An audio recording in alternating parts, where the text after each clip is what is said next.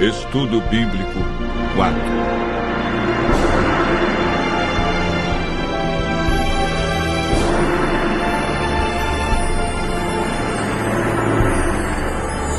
Plano da salvação.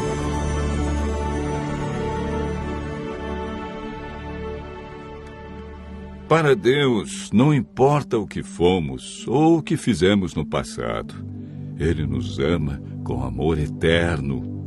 Prontificou-se a vir ao mundo e passar pela agonia da cruz a fim de resgatar a humanidade perdida. Entretanto, há muitos que se perguntam: como posso ser bom diante de Deus?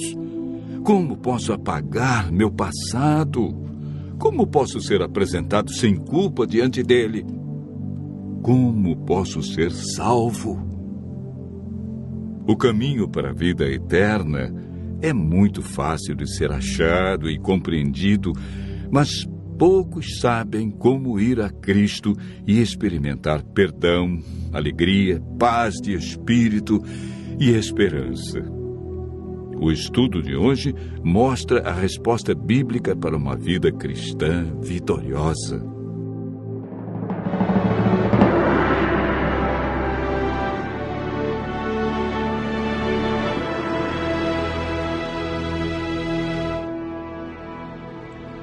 Assim que entrou o pecado no mundo, a divindade foi movida de compaixão pelos seres humanos. O Pai, o Filho e o Espírito Santo elaboraram um plano de redenção.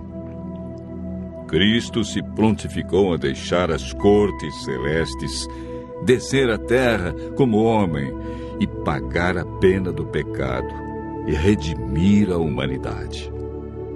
O plano para a salvação do homem não foi um projeto tardio, elaborado posteriormente.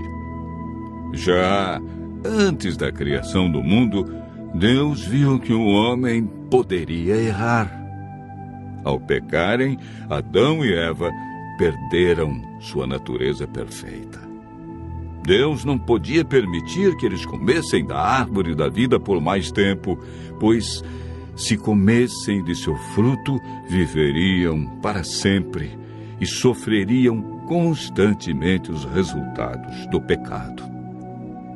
A Bíblia afirma que por um homem entrou o pecado no mundo e pelo pecado a morte. Assim também a morte passou a todos os homens, porque todos pecaram.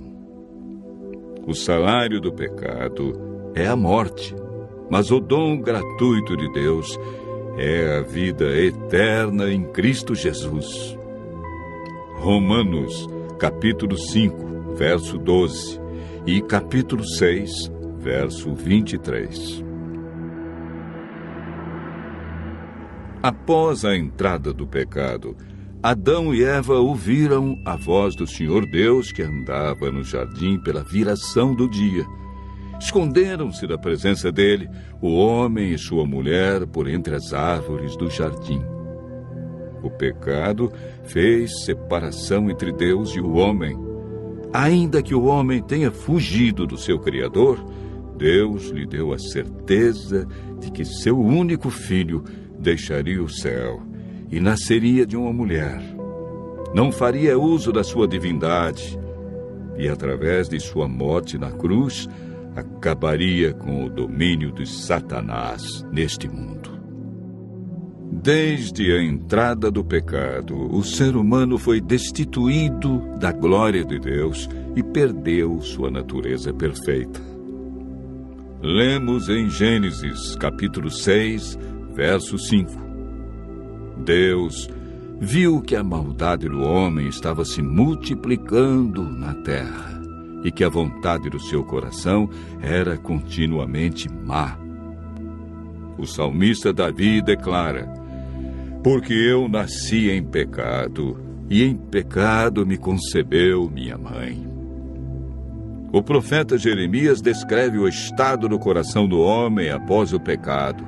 Ele diz: enganoso é o coração mais do que todas as coisas, e desesperadamente corrupto.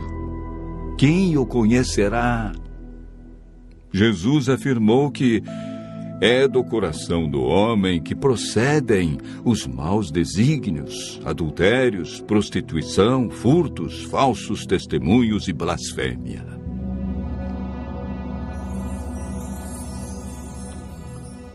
Primeiro Coríntios 2, verso 14, afirma que o homem natural não aceita as coisas de Deus porque lhe parecem loucura.